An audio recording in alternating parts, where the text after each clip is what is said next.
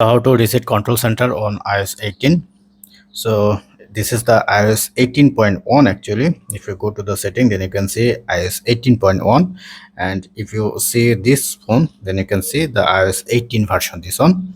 And for iOS 18.1, if you go to your control center, then simply reset control center, then your control center will be resetting.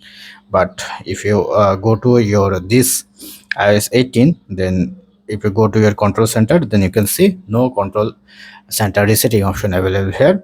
To reset control center from iOS 18, you must need to reset your network setting.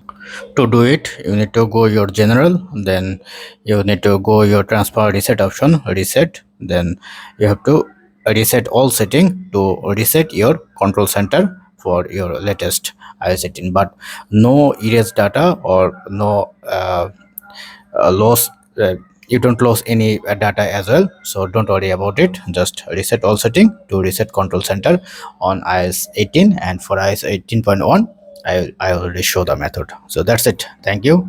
Have a good day.